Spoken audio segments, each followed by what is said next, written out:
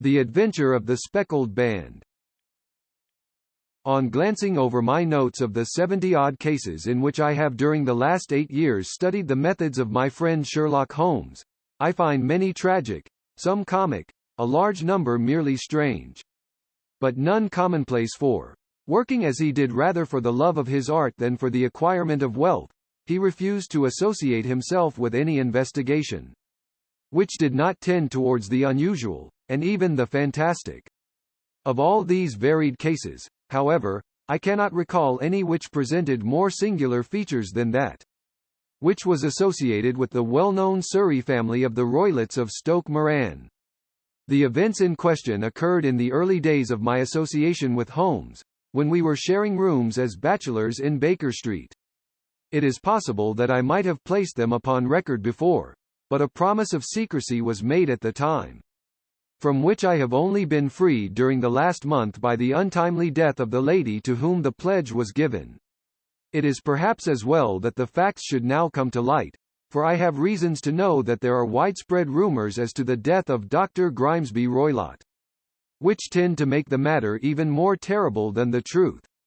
It was early in April in the year 83 that I woke one morning to find Sherlock Holmes standing, fully dressed, by the side of my bed. He was a late riser, as a rule, and as the clock on the mantelpiece showed me that it was only 7:15, I blinked up at him in some surprise, and perhaps just a little resentment, for I was myself regular in my habits. "Very sorry to knock you up, Watson," said he, "but it's the common lot this morning. Mrs. Hudson has been knocked up," she retorted upon me, "and I on you." "What is it, then? A fire?" "Not a client. It seems that a young lady has arrived in a considerable state of excitement, who insists upon seeing me. She is waiting now in the sitting room. Now, when young ladies wander about the metropolis at this hour of the morning, and knock sleepy people up out of their beds, I presume that it is something very pressing which they have to communicate. Should it prove to be an interesting case, you would, I am sure, wish to follow it from the outset. I thought, at any rate, that I should call you and give you the chance. My dear fellow, I would not miss it for anything. I had no keener pleasure than in following Holmes in his professional investigations, and in admiring the rapid deductions, as swift as intuitions, and yet always founded on a logical basis, with which he unraveled the problems which were submitted to him. I rapidly threw on my clothes and was ready in a few minutes to accompany my friend down to the sitting room. A lady dressed in black and heavily veiled, who had been sitting in the window, rose as we entered. "Good morning, madam," said Holmes cheerily. "My name is Sherlock Holmes. This is my intimate friend and associate, Dr. Watson, before whom you can speak as freely as before myself. Ha! I am glad to see that Mrs. Hudson has had the good sense to light the fire. Pray draw up to it, and I shall order you a cup of hot coffee, for I observe that you are shivering."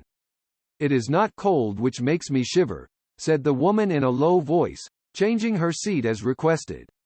"What, then? It is fear, Mr. Holmes. It is terror." She raised her veil as she spoke, and we could see that she was indeed in a pitiable state of agitation. Her face all drawn and grey, with restless frightened eyes, like those of some hunted animal.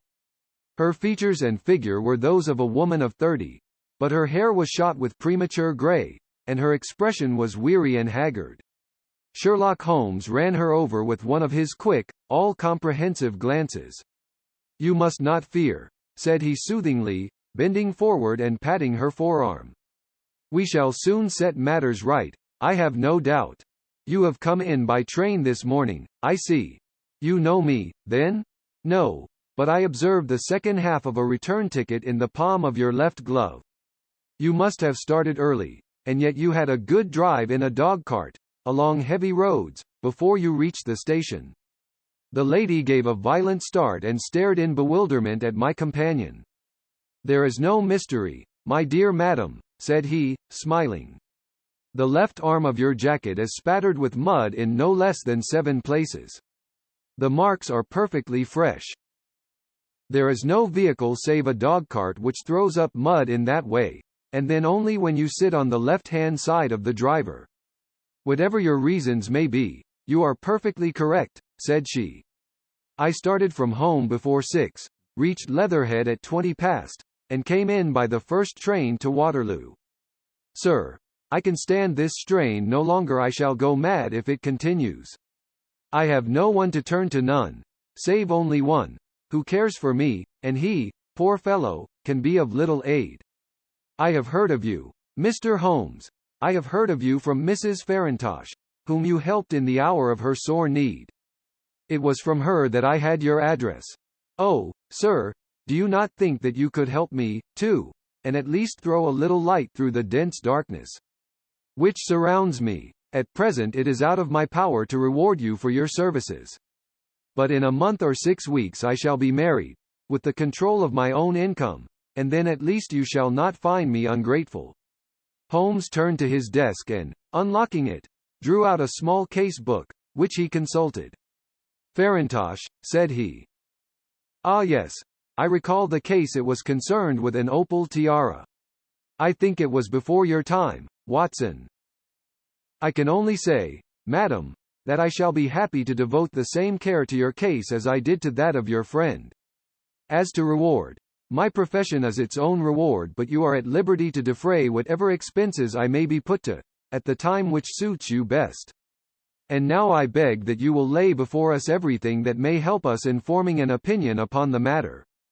Alas, replied our visitor, the very horror of my situation lies in the fact that my fears are so vague, and my suspicions depend so entirely upon small points, which might seem trivial to another, that even he to whom of all others I have a right to look for help and advice looks upon all that. I tell him about it as the fancies of a nervous woman. He does not say so, but I can read it from his soothing answers and averted eyes.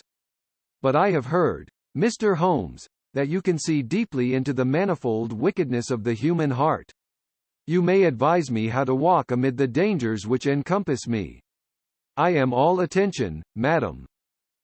My name is Helen Stoner, and I am living with my stepfather, who is the last survivor of one of the oldest Saxon families in England, the Roylotts of Stoke Moran, on the western border of Surrey.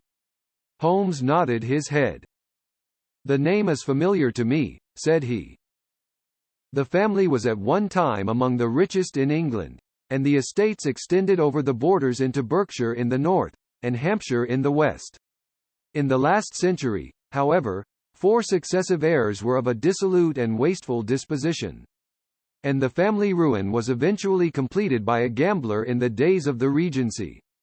Nothing was left save a few acres of ground, and the 200-year-old house, which is itself crushed under a heavy mortgage.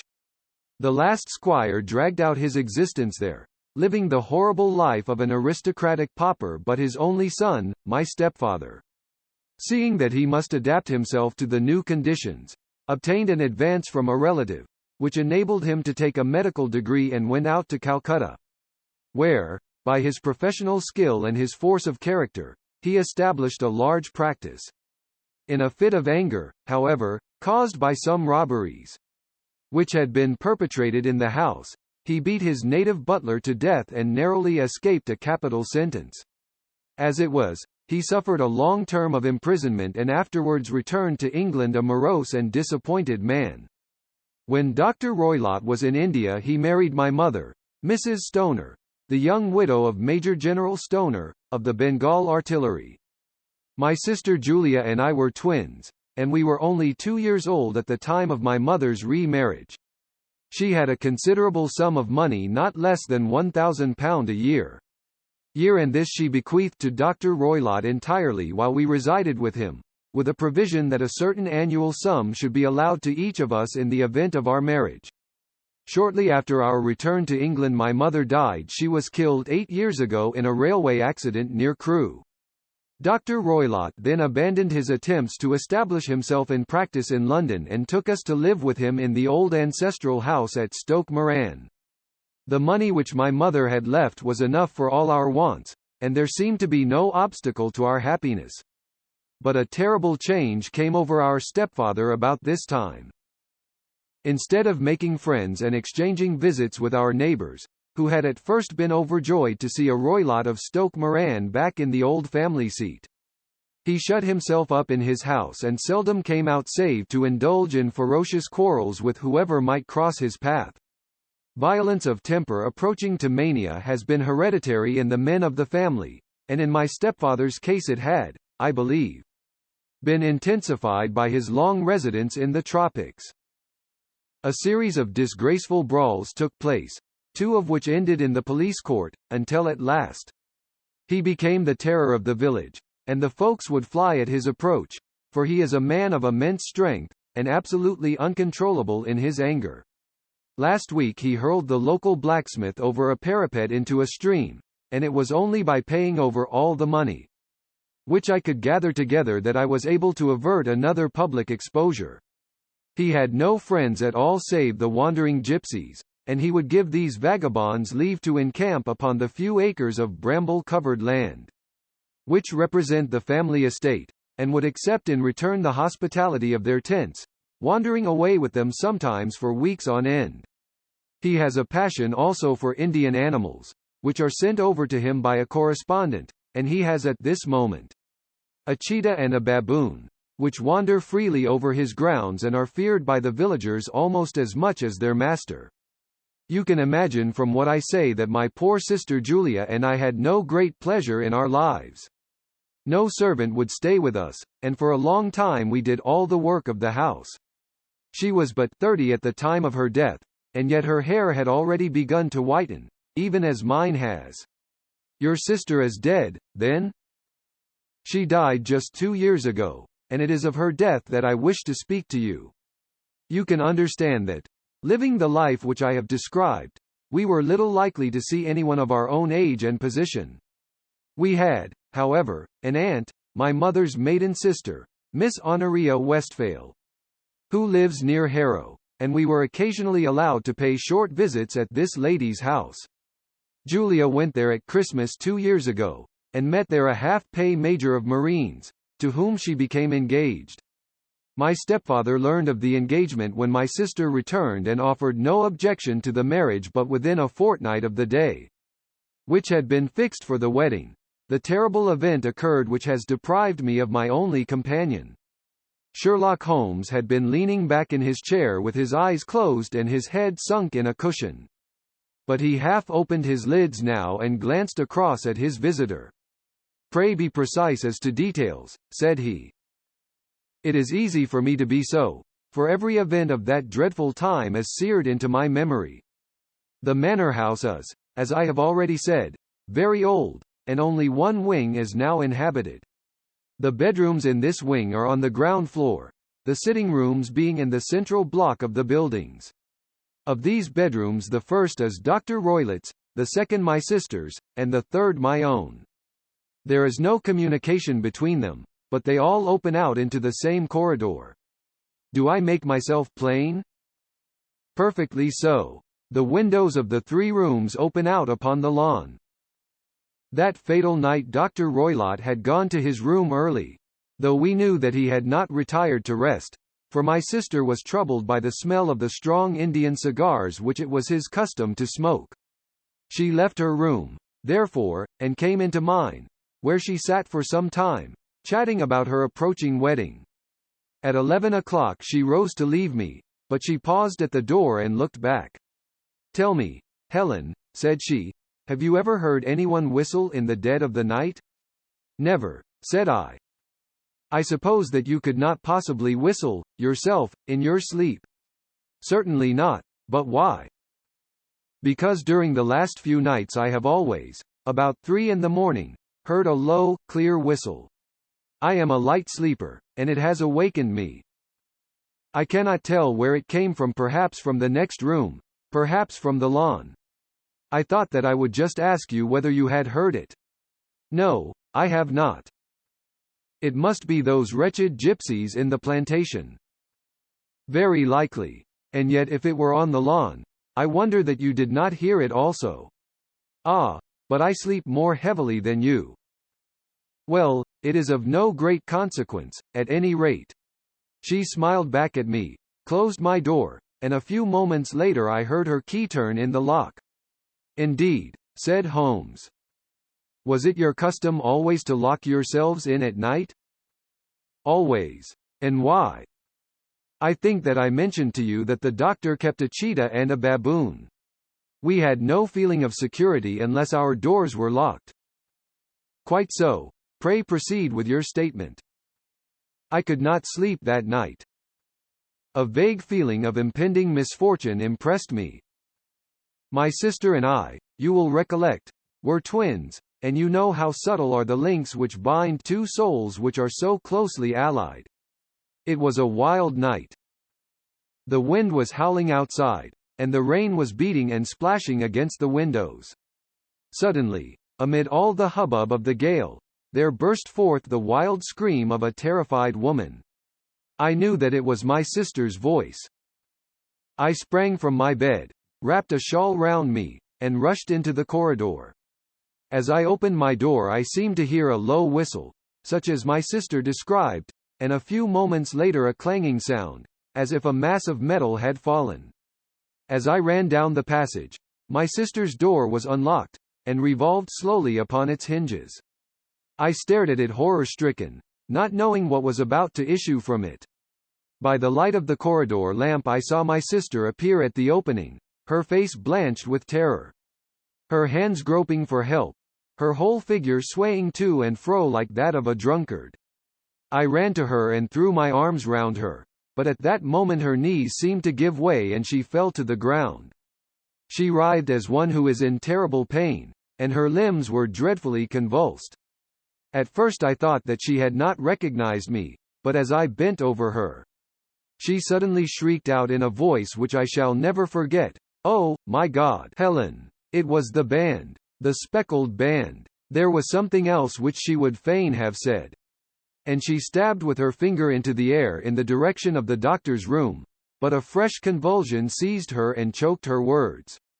I rushed out, calling loudly for my stepfather, and I met him hastening from his room in his dressing gown. When he reached my sister's side she was unconscious, and though he poured brandy down her throat and sent for medical aid from the village, all efforts were in vain, for she slowly sank and died without having recovered her consciousness.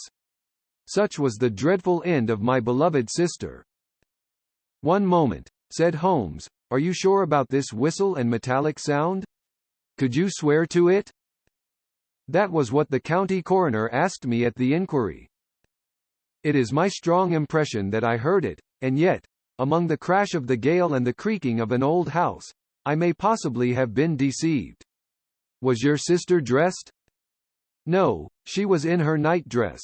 In her right hand was found the charred stump of a match, and in her left a matchbox, showing that she had struck a light and looked about her when the alarm took place. That is important. And what conclusions did the coroner come to? He investigated the case with great care, for Drive Roylett's conduct had long been notorious in the county. But he was unable to find any satisfactory cause of death. My evidence showed that the door had been fastened upon the inner side, and the windows were blocked by old-fashioned shutters with broad iron bars, which were secured every night. The walls were carefully sounded, and were shown to be quite solid all round, and the flooring was also thoroughly examined, with the same result. The chimney is wide, but is barred up by 4 large staples.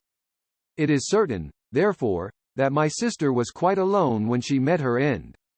Besides, there were no marks of any violence upon her. How about poison? The doctors examined her for it, but without success. What do you think that this unfortunate lady died of, then? It is my belief that she died of pure fear and nervous shock, though what it was that frightened her I cannot imagine. Were there gypsies in the plantation at the time? Yes, there are nearly always some there. Ah, and what did you gather from this allusion to a speckled band? Sometimes I have thought that it was merely the wild talk of delirium, sometimes that it may have referred to some band of people. Perhaps to these very gypsies in the plantation. I do not know whether the spotted handkerchiefs which so many of them wear over their heads might have suggested the strange adjective which she used.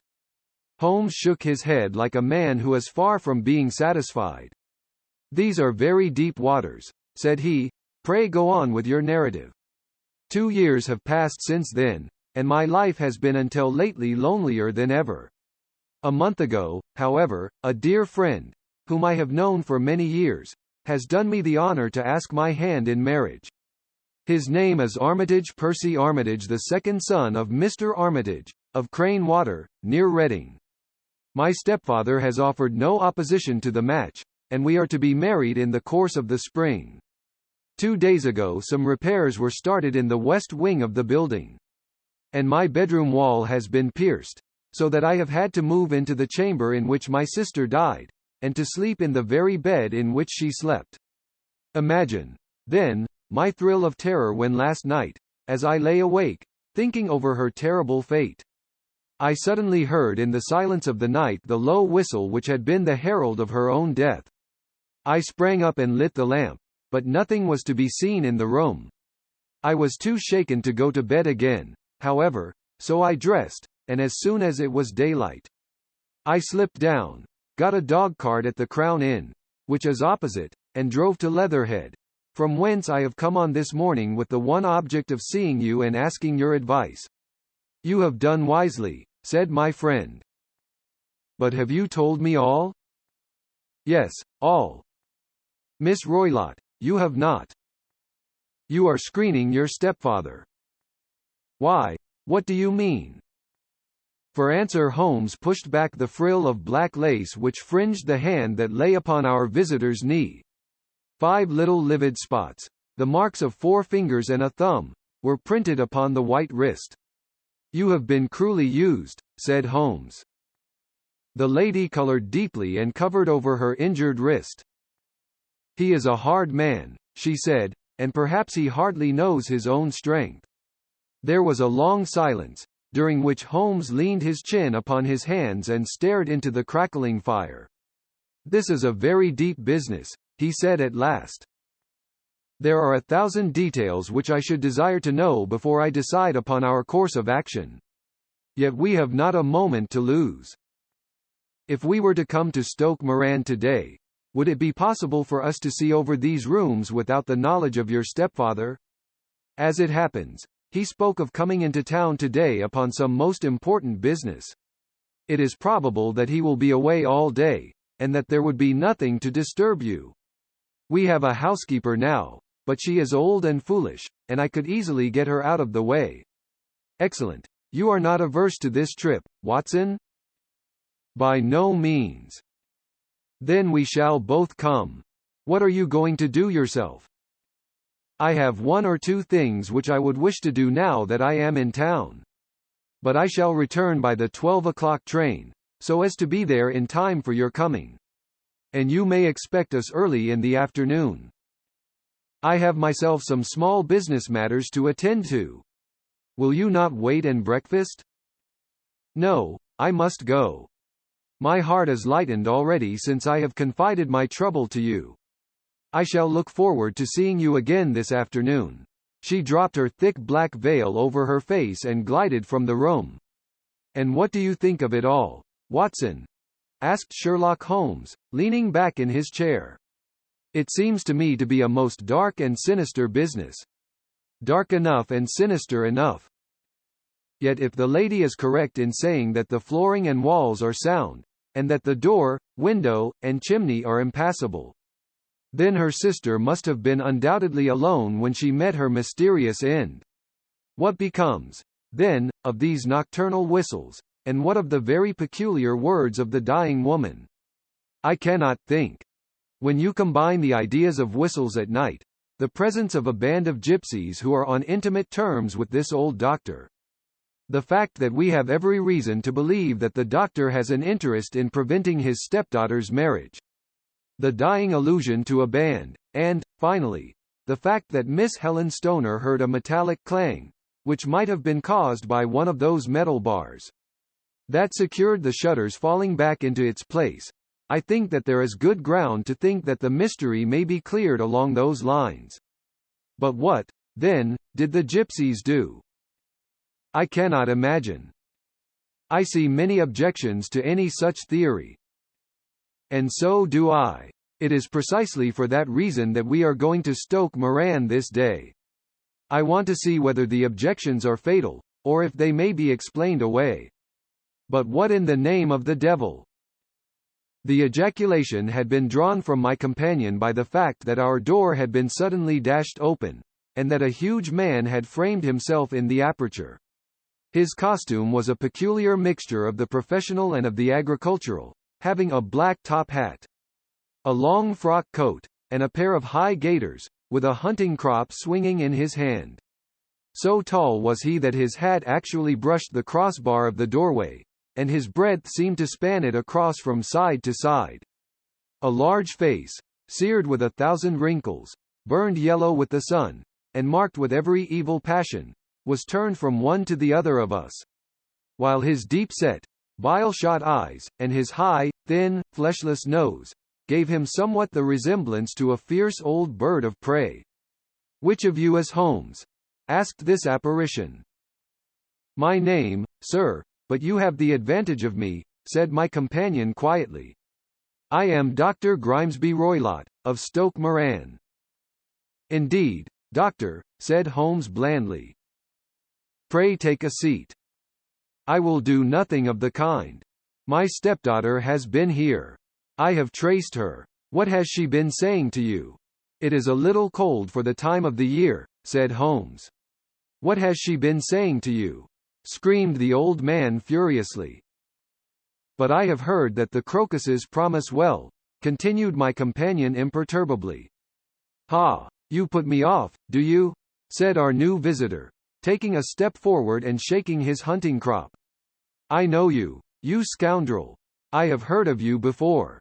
You are Holmes, the meddler." My friend smiled. "Holmes, the busybody." His smile broadened. "Holmes, the Scotland Yard Jack in office." Holmes chuckled heartily. "Your conversation is most entertaining," said he. "When you go out close the door, for there is a decided draught. I will go when I have had my say. Don't you dare to meddle with my affairs. I know that Miss Stoner has been here. I traced her. I am a dangerous man to fall foul of. See here." He stepped swiftly forward, seized the poker, and bent it into a curve with his huge brown hands. "See that you keep yourself out of my grip," he snarled, and hurling the twisted poker into the fireplace he strode out of the room. "He seems a very amiable person," said Holmes, laughing. "I am not quite so bulky, but if he had remained I might have shown him that my grip was not much more feeble than his own." As he spoke he picked up the steel poker and, with a sudden effort, straightened it out again. Fancy his having the insolence to confound me with the official detective force. This incident gives zest to our investigation. However, and I only trust that our little friend will not suffer from her imprudence in allowing this brute to trace her. And now, Watson, we shall order breakfast, and afterwards I shall walk down to Doctors' Commons, where I hope to get some data which may help us in this matter. It was nearly 1 o'clock when Sherlock Holmes returned from his excursion. He held in his hand a sheet of blue paper, scrawled over with notes and figures. "I have seen the will of the deceased wife," said he. "To determine its exact meaning I have been obliged to work out the present prices of the investments with which it is concerned. The total income, which at the time of the wife's death, was little short of £1,100, is now, through the fall in agricultural prices, not more than £750. Each daughter can claim an income of £250, in case of marriage. It is evident, therefore, that if both girls had married, this beauty would have had a mere pittance, while even one of them would cripple him to a very serious extent. My morning's work has not been wasted, since it has proved that he has the very strongest motives for standing in the way of anything of the sort. And now, Watson, this is too serious for dawdling, especially as the old man is aware that we are interesting ourselves in his affairs. So if you are ready, we shall call a cab and drive to Waterloo. I should be very much obliged if you would slip your revolver into your pocket." An Ely's number 2 is an excellent argument with gentlemen who can twist steel pokers into knots. That and a toothbrush are, I think, all that we need. At Waterloo we were fortunate in catching a train for Leatherhead, where we hired a trap at the station inn and drove for 4 or 5 miles through the lovely Surrey lanes. It was a perfect day, with a bright sun and a few fleecy clouds in the heavens. The trees and wayside hedges were just throwing out their first green shoots, and the air was full of the pleasant smell of the moist earth. To me at least there was a strange contrast between the sweet promise of the spring and this sinister quest upon which we were engaged. My companion sat in the front of the trap, his arms folded, his hat pulled down over his eyes, and his chin sunk upon his breast, buried in the deepest thought. Suddenly, however, he started, tapped me on the shoulder, and pointed over the meadows. "Look there," said he. A heavily timbered park stretched up in a gentle slope, thickening into a grove at the highest point.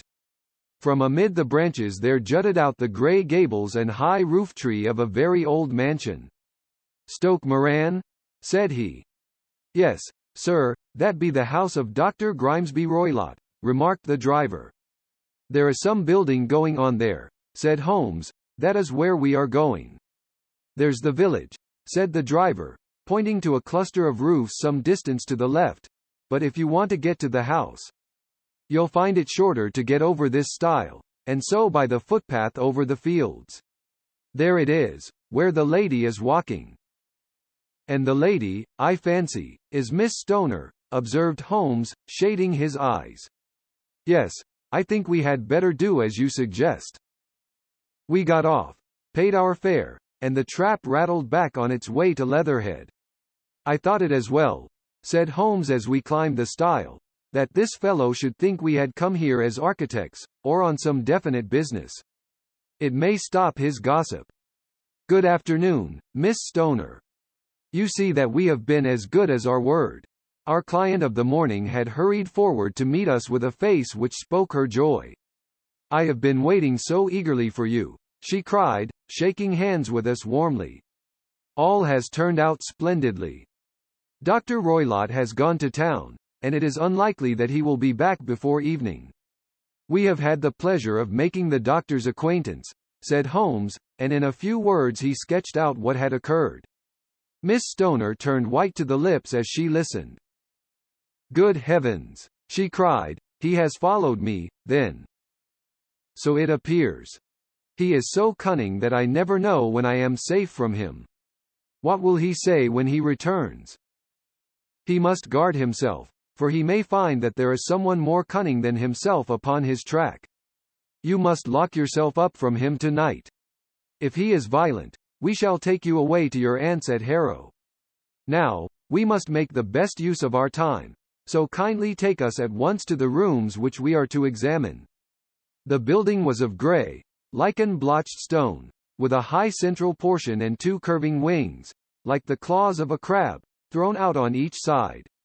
In one of these wings the windows were broken and blocked with wooden boards, while the roof was partly caved in, a picture of ruin. The central portion was in little better repair, but the right-hand block was comparatively modern, and the blinds in the windows, with the blue smoke curling up from the chimneys, showed that this was where the family resided. Some scaffolding had been erected against the end wall, and the stonework had been broken into. But there were no signs of any workmen at the moment of our visit. Holmes walked slowly up and down the ill-trimmed lawn and examined with deep attention the outsides of the windows. "This, I take it, belongs to the room in which you used to sleep, the centre. One to your sisters, and the one next to the main building to Dr. Roylott's chamber?" "Exactly so, but I am now sleeping in the middle one. Pending the alterations, as I understand. By the way, there does not seem to be any very pressing need for repairs at that end wall."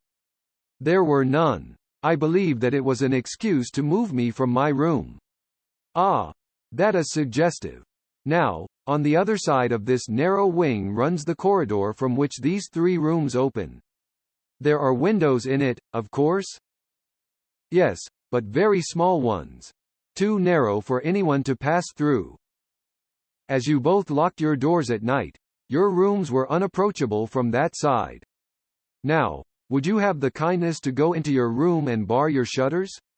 Miss Stoner did so, and Holmes, after a careful examination through the open window, endeavored in every way to force the shutter open, but without success. There was no slit through which a knife could be passed to raise the bar. Then with his lens he tested the hinges, but they were of solid iron, built firmly into the massive masonry. Said he, scratching his chin in some perplexity, my theory certainly presents some difficulties. No one could pass these shutters if they were bolted. Well, we shall see if the inside throws any light upon the matter. A small side door led into the whitewashed corridor from which the 3 bedrooms opened. Holmes refused to examine the third chamber, so we passed at once to the second. That in which Miss Stoner was now sleeping, and in which her sister had met with her fate. It was a homely little room, with a low ceiling and a gaping fireplace, after the fashion of old country houses. A brown chest of drawers stood in one corner, a narrow white counterpaned bed in another, and a dressing table on the left-hand side of the window. These articles, with 2 small wicker work chairs, made up all the furniture in the room save for a square of Wilton carpet in the center. The boards round and the paneling of the walls were of brown, worm-eaten oak, so old and discolored that it may have dated from the original building of the house. Holmes drew one of the chairs into a corner and sat silent, while his eyes traveled round and up and down, taking in every detail of the apartment. "Where does that bell communicate with?" he asked at last, pointing to a thick bell rope, which hung down beside the bed, the tassel actually lying upon the pillow. "It goes to the housekeeper's room." "It looks newer than the other things?" "Yes, it was only put there a couple of years ago." "Your sister asked for it, I suppose?" "No, I never heard of her using it. We used always to get what we wanted for ourselves." "Indeed, it seemed unnecessary to put so nice a bell-pull there. You will excuse me for a few minutes while I satisfy myself as to this floor." He threw himself down upon his face with his lens in his hand and crawled swiftly backward and forward, examining minutely the cracks between the boards. Then he did the same with the woodwork with which the chamber was paneled. Finally he walked over to the bed and spent some time in staring at it and in running his eye up and down the wall. Finally he took the bell rope in his hand and gave it a brisk tug. "Why, it's a dummy," said he. "Won't it ring?" "No, it is not even attached to a wire. This is very interesting. You can see now that it is fastened to a hook just above where the little opening for the ventilator is." "How very absurd. I never noticed that before." "Very strange," muttered Holmes, pulling at the rope. "There are 1 or 2 very singular points about this room. For example, what a fool a builder must be to open a ventilator into another room, when, with the same trouble, he might have communicated with the outside air." "That is also quite modern," said the lady. "Done about the same time as the bell rope?" remarked Holmes. "Yes, there were several little changes carried out about that time. They seem to have been of a most interesting character: dummy bell ropes, and ventilators which do not ventilate. With your permission, Miss Stoner, we shall now carry our researches into the inner apartment." Dr. Grimesby Roylott's chamber was larger than that of his stepdaughter, but was as plainly furnished. A camp bed, a small wooden shelf full of books, mostly of a technical character, an armchair beside the bed, a plain wooden chair against the wall, a round table, and a large iron safe were the principal things which met the eye. Holmes walked slowly round and examined each and all of them with the keenest interest. "What's in here?" he asked, tapping the safe. "My stepfather's business papers." "Oh, you have seen inside, then?" "Only once, some years ago. I remember that it was full of papers." "There isn't a cat in it, for example?" "No, what a strange idea." "Well, look at this." He took up a small saucer of milk which stood on the top of it. "No, we don't keep a cat. But there is a cheetah and a baboon." Ah, yes, of course. Well, a cheetah is just a big cat, and yet a saucer of milk does not go very far in satisfying its wants, I dare say. There is one point which I should wish to determine. He squatted down in front of the wooden chair and examined the seat of it with the greatest attention. Thank you. That is quite settled, said he, rising and putting his lens in his pocket. Hello. Here is something interesting. The object which had caught his eye was a small dog lash hung on one corner of the bed. The lash, however, was curled upon itself and tied so as to make a loop of whipcord. What do you make of that, Watson? It's a common enough lash. But I don't know why it should be tied. That is not quite so common, is it? Ah, me. It's a wicked world, and when a clever man turns his brains to crime it is the worst of all. I think that I have seen enough now, Miss Stoner, and with your permission we shall walk out upon the lawn. I had never seen my friend's face so grim or his brow so dark as it was when we turned from the scene of this investigation. We had walked several times up and down the lawn, neither Miss Stoner nor myself liking to break in upon his thoughts before he roused himself from his reverie. It is very essential, Miss Stoner, said he, that you should absolutely follow my advice in every respect. I shall most certainly do so. The matter is too serious for any hesitation. Your life may depend upon your compliance. I assure you that I am in your hands. In the first place, both my friend and I must spend the night in your room. Both Miss Stoner and I gazed at him in astonishment. Yes, it must be so. Let me explain. I believe that is the village inn over there? Yes, that is the Crown. Very good. Your windows would be visible from there? Certainly. You must confine yourself to your room, on pretense of a headache, when your stepfather comes back. Then when you hear him retire for the night, you must open the shutters of your window, undo the hasp, put your lamp there as a signal to us, and then withdraw quietly with everything which you are likely to want into the room which you used to occupy. I have no doubt that, in spite of the repairs, you could manage there for one night. Oh, yes, easily. The rest you will leave in our hands. But what will you do? We shall spend the night in your room, and we shall investigate the cause of this noise which has disturbed you. I believe, Mr. Holmes, that you have already made up your mind, said Miss Stoner, laying her hand upon my companion's sleeve. Perhaps I have. Then, for pity's sake, tell me what was the cause of my sister's death. I should prefer to have clearer proofs before I speak. You can at least tell me whether my own thought is correct, and if she died from some sudden fright. No, I do not think so. I think that there was probably some more tangible cause. And now, Miss Stoner, we must leave you, for if Dr. Roylott returned and saw us our journey would be in vain. Goodbye, and be brave, for if you will do what I have told you, you may rest assured that we shall soon drive away the dangers that threaten you. Sherlock Holmes and I had no difficulty in engaging a bedroom and sitting room at the Crown Inn.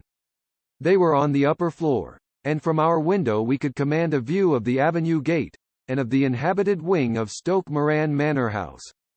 At dusk we saw Dr. Grimesby Roylott drive past, his huge form looming up beside the little figure of the lad who drove him. The boy had some slight difficulty in undoing the heavy iron gates. And we heard the hoarse roar of the doctor's voice and saw the fury with which he shook his clenched fists at him. The trap drove on, and a few minutes later we saw a sudden light spring up among the trees as the lamp was lit in one of the sitting rooms. Do you know, Watson, said Holmes as we sat together in the gathering darkness, I have really some scruples as to taking you tonight. There is a distinct element of danger. Can I be of assistance?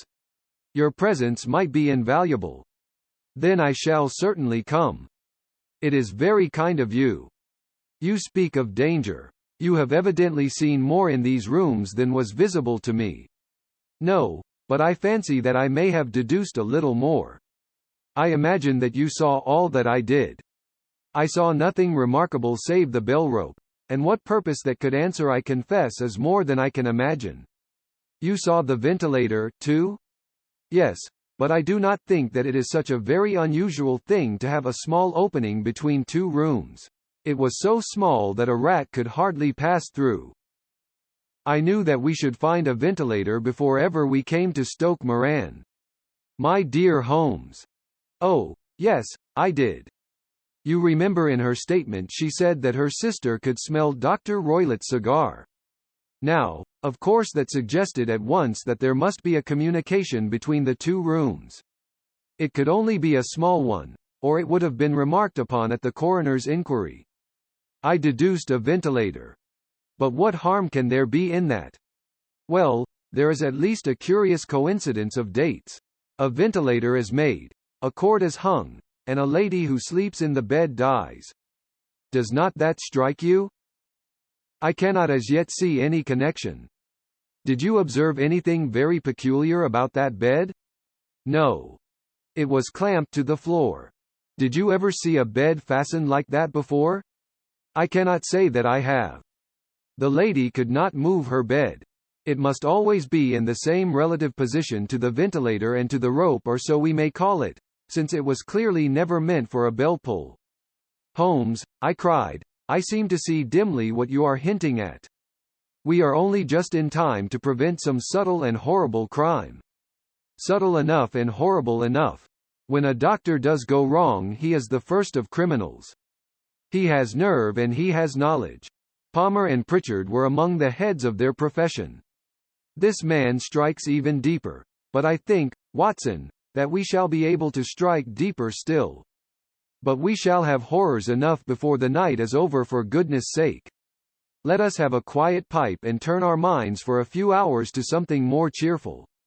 About 9 o'clock the light among the trees was extinguished, and all was dark in the direction of the manor house.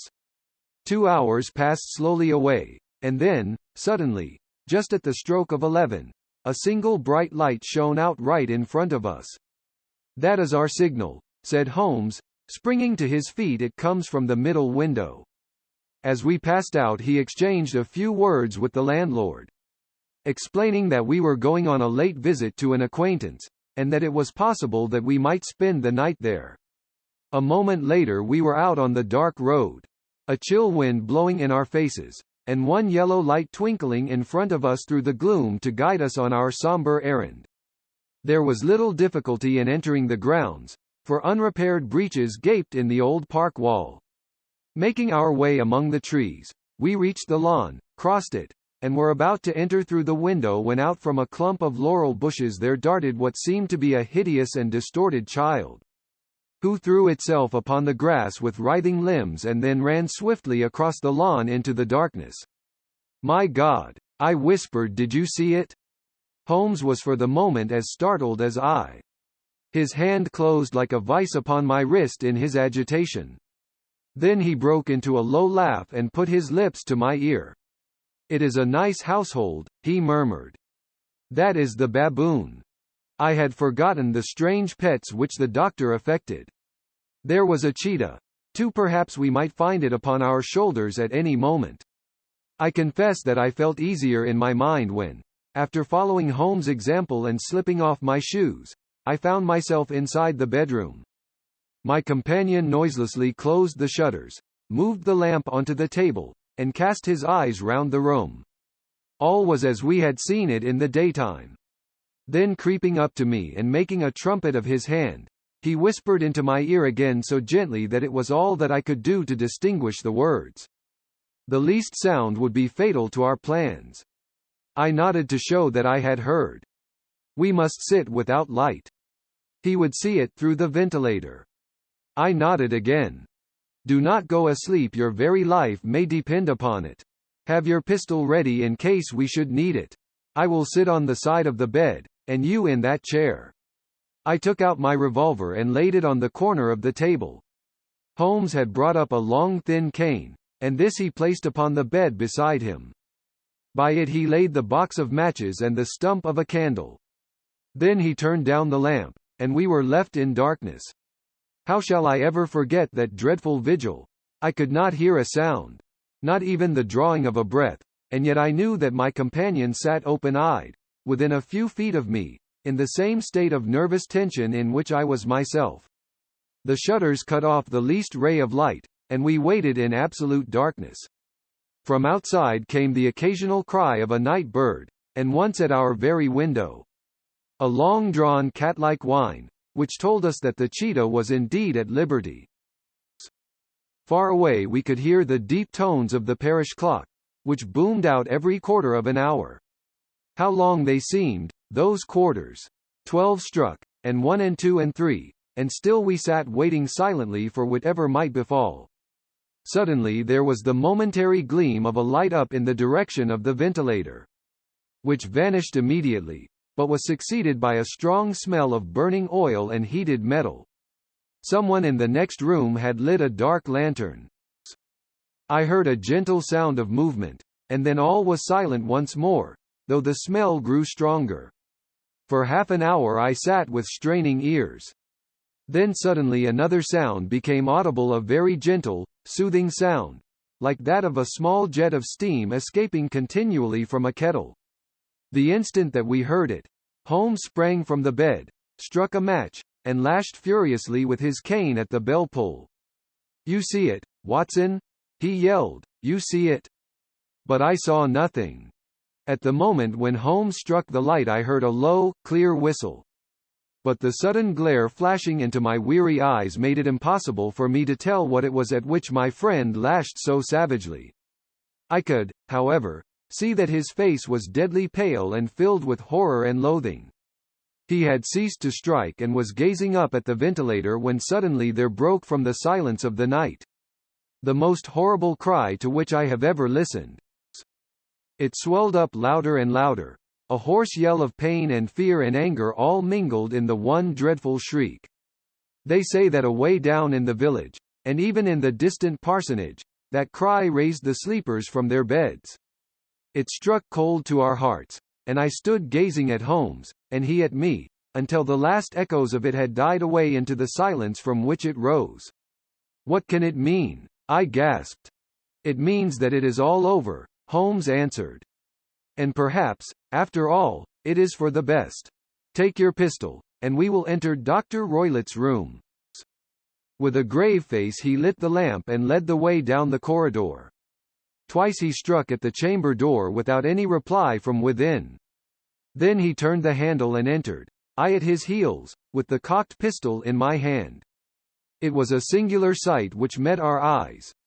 On the table stood a dark lantern with the shutter half open, throwing a brilliant beam of light upon the iron safe, the door of which was ajar.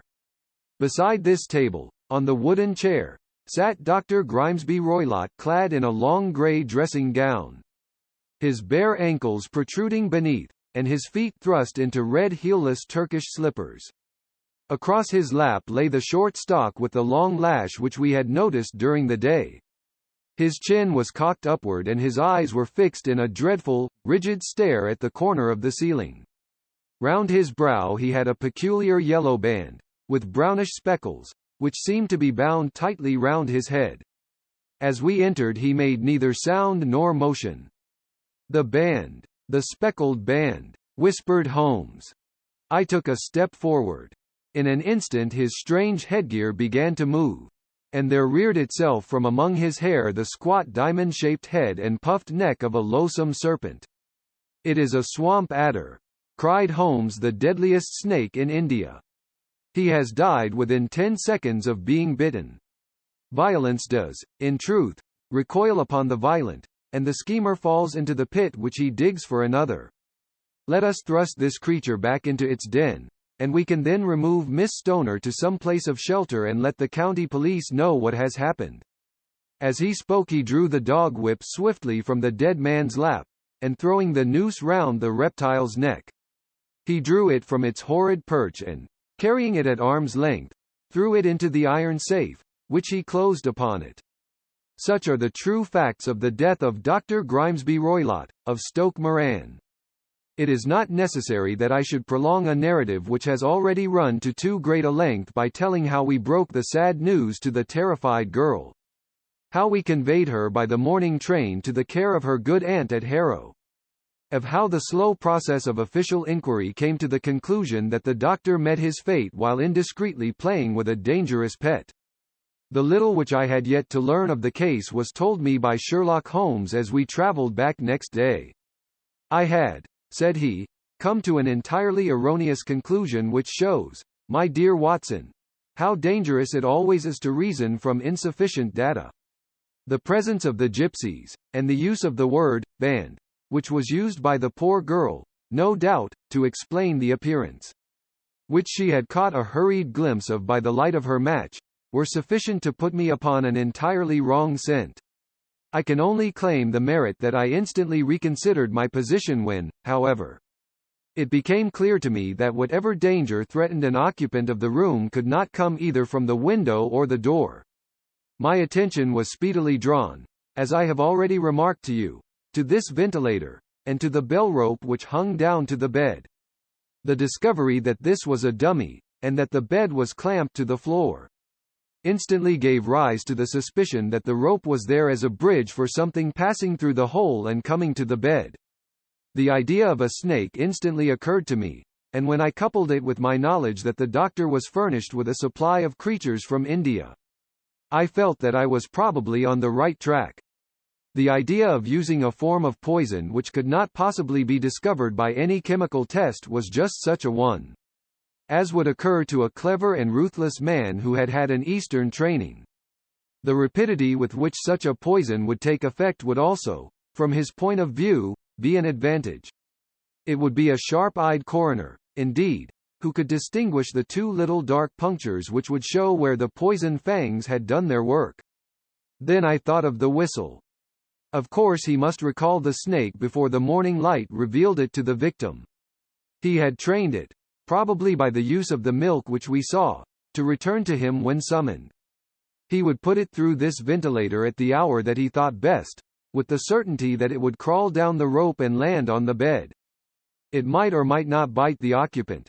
Perhaps she might escape every night for a week, but sooner or later she must fall a victim. I had come to these conclusions before ever I had entered his room. An inspection of his chair showed me that he had been in the habit of standing on it, which of course would be necessary in order that he should reach the ventilator. The sight of the safe, the saucer of milk, and the loop of whipcord were enough to finally dispel any doubts which may have remained. The metallic clang heard by Miss Stoner was obviously caused by her stepfather hastily closing the door of his safe upon its terrible occupant. Having once made up my mind, you know the steps which I took in order to put the matter to the proof.